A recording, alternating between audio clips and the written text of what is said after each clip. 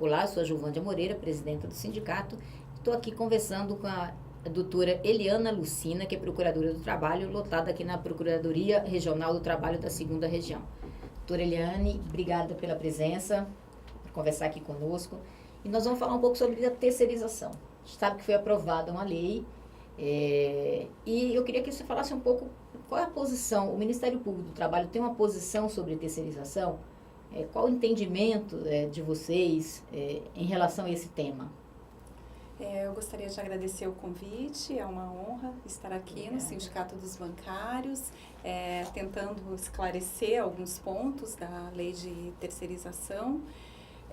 O Ministério Público do Trabalho é contrário à terceirização nas atividades fim, porque isso significa a precarização do trabalho. Nós temos diversas estatísticas que demonstram que um trabalhador terceirizado adoece mais, morre mais, é mais sujeito de trabalho escravo. Então, ganha muito menos também. E ganha muito menos também. Então, por exemplo, 80% dos trabalhadores resgatados no trabalho escravo são trabalhadores terceirizados. De cada 10 trabalhadores que sofrem acidente de trabalho, 8 são terceirizados.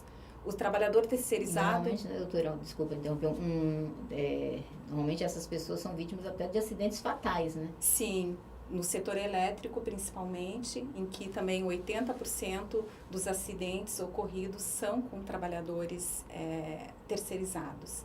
Então, além dos adoecimentos, acidentes fatais, acidentes com perda de membros.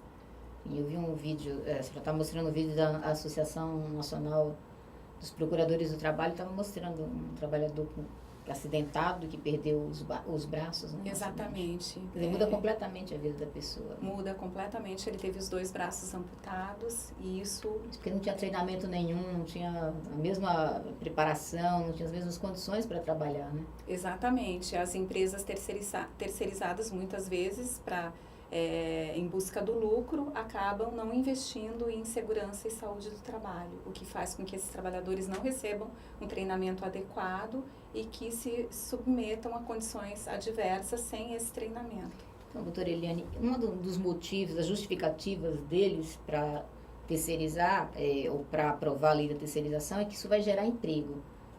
A senhora acredita nessa informação? Não acredito nessa informação.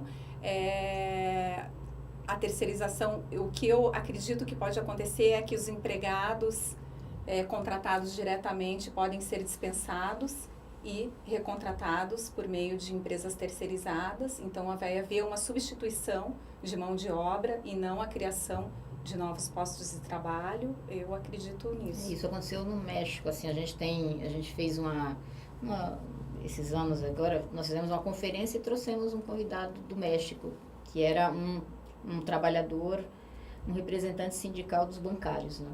E depois que eles aprovaram a terceirização, o BBVA, por exemplo, hoje tem 99% de terceirizado e só 98% de terceirizado e só 2% de bancário.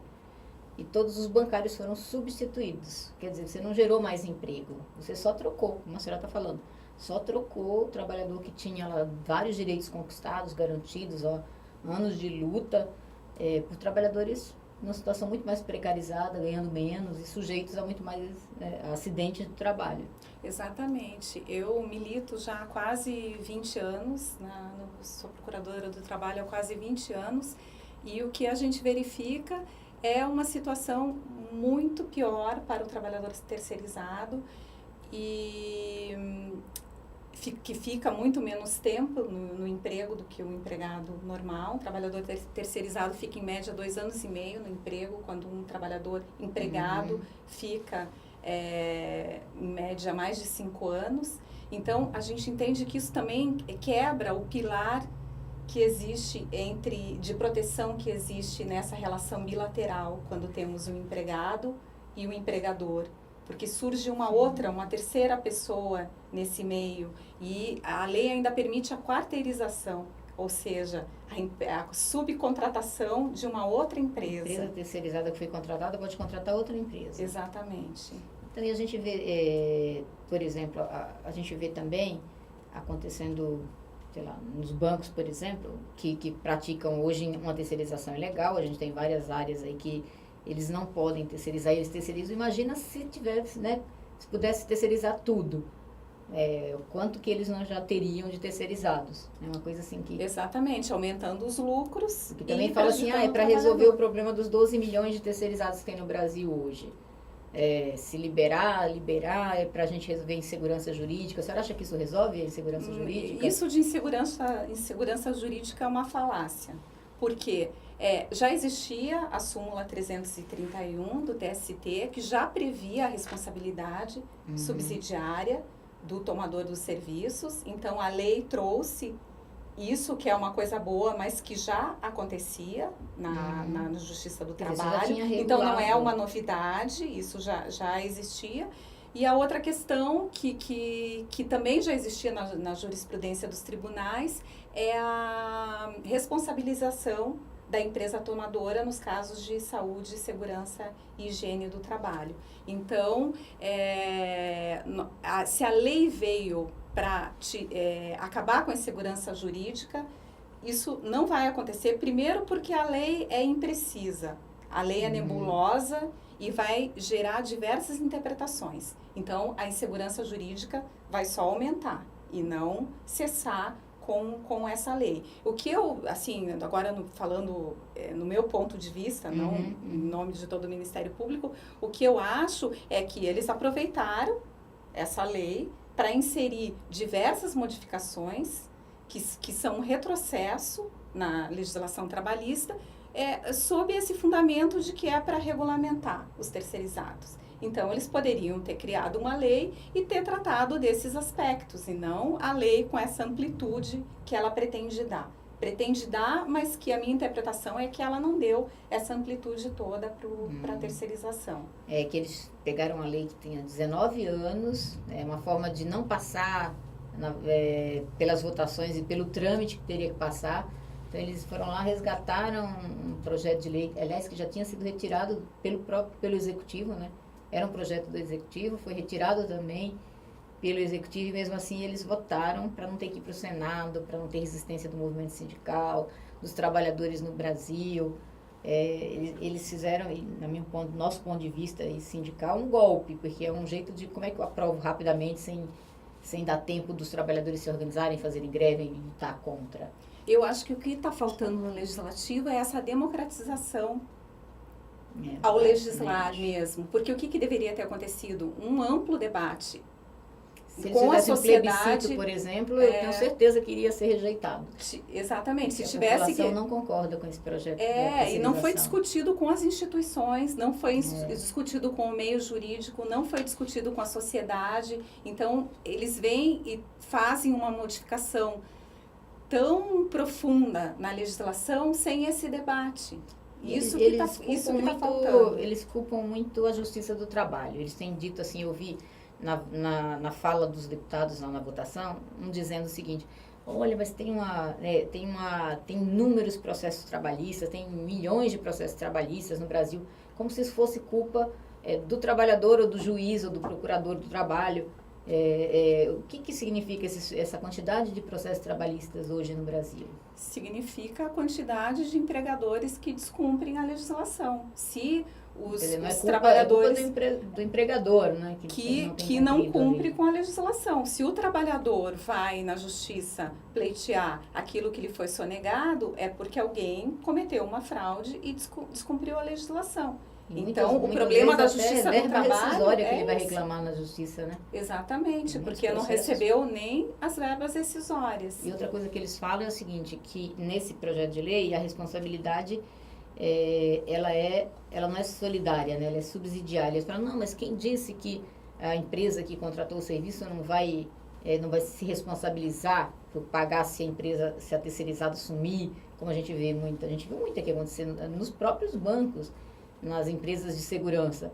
A empresa de segurança está lá, de repente o trabalhador, o vigilante da agência bancária fica sem receber porque a empresa sumiu, a empresa quebrou, a empresa fechou, sumiu, e a gente muitas vezes a gente interviu para procurar o banco, para o banco garantir o salário, para o banco arrumar outro empregador, porque a empresa terceirizada Você não acha isso mais. É a coisa mais aí comum. Eles dizem que assim, existe. olha, você processa a empresa terceirizada primeiro, se ela não pagar, aí o banco vai pagar, ou a empresa que contratou o serviço vai pagar. Mas até isso acontecer vai demorar anos, né? Exatamente. E se ele processar. E Porque se ele não processar, ele não vai receber de ninguém, muita né? gente acaba Acontece nem processando. muito. E outra falha grave que eu entendo nessa lei é exigir um capital social para abrir uma empresa muito pequena.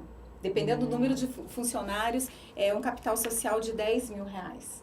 Ou seja, vão proliferar empresas terceirizadas com capital social muito pequeno que não tem nem e que não depois. tem nem condições de arcar. Então, assim, o que a gente vê hoje, eu com 20 anos de Ministério Público, eu já vi muita empresa, porque a coisa mais comum que tem é empresa de terceirização, de limpeza, de segurança, sumir. Isso vai acontecer numa escala muito maior, porque nós teremos muito mais empresas. Inclusive, você pode aumentar a demanda trabalhista na Justiça Trabalhista com essa precarização. Eu acredito que vai aumentar a demanda. Pode aumentar ainda mais. Eles falam que tem ação trabalhista demais e, na verdade, eles estão possibilitando que tenha ainda mais, só que por motivos prejudicando o trabalhador. Exatamente. A gente vê, por exemplo, nós fizemos um estudo na categoria bancária, um trabalhador que trabalha no call center, que é bancário e que não é bancário, o que não é bancário, o terceirizado, ele recebe 70% a menos que o bancário. É uma coisa assim, é uma diferença absurda. Quer dizer, imagina trocar esses bancários todos por terceirizados, esse lucro, né, esse 70% que ele não vai pagar para os bancários, ele vai ficar com os bancos. Exatamente. Os bancos vão ficar mais ricos e mais...